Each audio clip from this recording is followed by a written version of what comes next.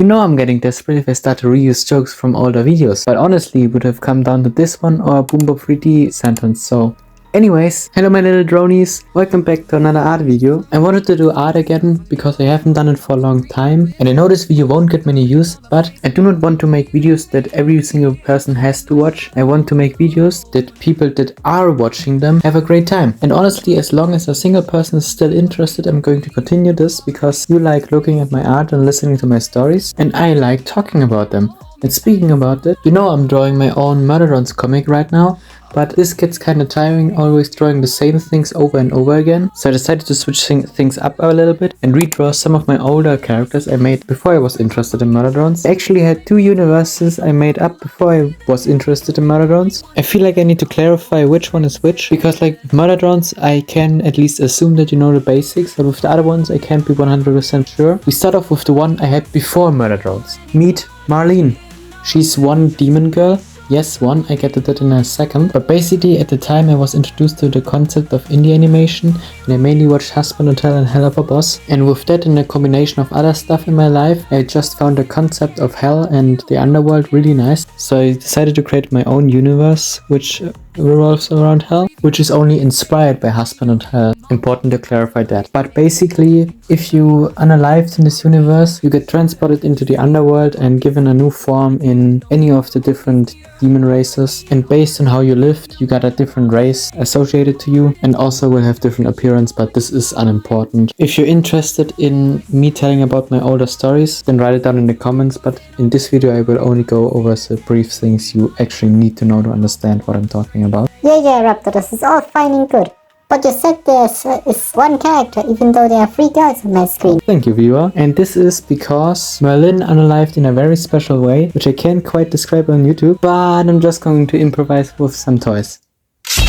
But basically, after she awoke in the underworld, she found herself with 3 separate bodies, which might be confusing, but her soul and her mind control all the bodies at the same time. But each of the bodies has a different type of personality adapted from when she was still alive. The first one is more introverted and mostly stays home alone and is very shy and goes for a more gothic way to dress herself. But while she's home alone, she's practicing magic and stuff with different sigils and runes, one you can see on her back. The next one is a lot more extroverted and very smart. She's the one that actually works and gets the money in for the free, which is basically one person. And she's also a very smooth talker and always dresses very fancy. And the last of the 3 is a psychopathic unaliver.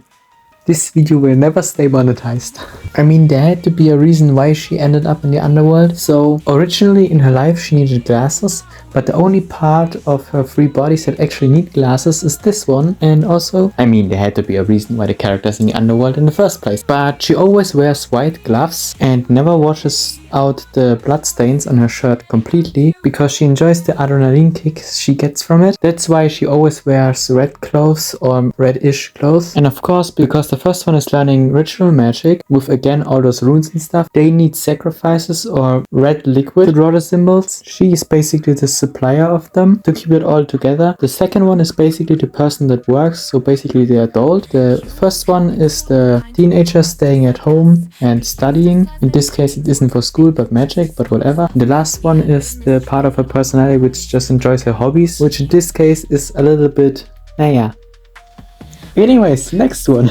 If this video stays monetized, I don't know what to say. But just to play it safe, slight trigger warning, but honestly most of you watch Murderons, so it isn't really that bad. But you might have noticed that I try to avoid certain words throughout this video and I'm going to continue this into the next part, just to at least try to keep it family friendly.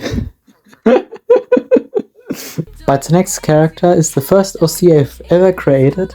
Her name is Rose, and just before I go down her lore, just note this was created a long time ago when I was in my edgy teenager phase everybody had at one point, but still I'm very nostalgic to her and decided to redraw her. And her lore is at least somewhat more simple. Basically this universe works just like our own universe, with the only difference that at some point a new kind of parasite appeared on the world with unknown origin and started infecting people, plants and other stuff all around the globe. And they're all different kinds of parasites. They all differentiate between what they're trying to infect. And one of those likes to attack humans. And usually it attaches itself to the neck, into the spine, where it can control the victim and change his body at its will. Depending on the environment and what the parasite consumes and a whole bunch of other stuff, the monster at the end could look completely different. But in this case, the girl that was infected had a medical issue, which left her paralyzed down the spine. And through some form of miracle, the parasite, after it attacked her, the parasite didn't start to control her, but she started to control the parasite. And as regular, the parasite grew in her and spread all throughout her body. But through this coincidence, she was able to control her limbs again. And not only that, but also gain a superhuman level of strength and speed and agility, plus the capability to control the proportions of her body through new limbs at will, which basically means she can change her height and size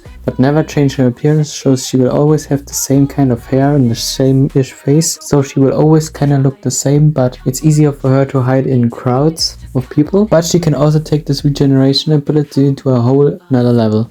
But she mainly prefers to stay in the form which she was when she was infected the first time. Only downside is that the parasite is affecting her physically. As you can see in the picture, her skin has some darker spots and you can see the parasite in her veins moving throughout her body. And also the same tendrils grow inside her hair. This is why some of her hair strands are red instead of her usual gray. And the last thing is why she's wearing a mask is because the parasite is mainly a carnivore, aka it feeds only on flesh, so it evolved the human in a way that it also mainly has to target flesh, and disfigured her mouth so that she has a lot of sharp teeth and a wider grin. I doubt I can show what I'm talking about on YouTube, but I have a picture of the Joker, which is basically the exact same content. You only have to imagine a row of extremely sharp teeth behind that grin, so she isn't as recognizable in the public. And just note that this finishes the segment for this character, but also I've made a whole bunch of different other stuff, other characters, other monsters, but those two I just showed were basically my OCs, so the characters that represented myself the best in the universes I have created, in the stories I wanted to tell. And I also wanted to put a segment about my current mascot here, but I made a community post some time ago where I told 3 fun facts about my character, and that community post did extremely well, so I've decided instead of just showing my 3 characters, I make an entire separate video for my current character where I talk about her entire backstory. But tell me if you want to see more of those 2 universes I talked about today. But for now, this was a little bit more of a shorter video, but I liked it a lot.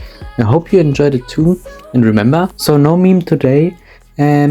Today is the anniversary of Murderons, and all the different YouTubers, big and small, decided to make one big video together. Of course, I'm not included, but something else. So I've decided not to put a meme in here, but just still want to thank Murderons for ever existing. It's the best thing that happened in my life, and I'm really not one for big kitschy endings and stuff like that. I'm still going to continue Murderons content, I'm still going to continue my own series and cover fan projects, but I guess just to stick with the theme of the others, I decided to include this bit.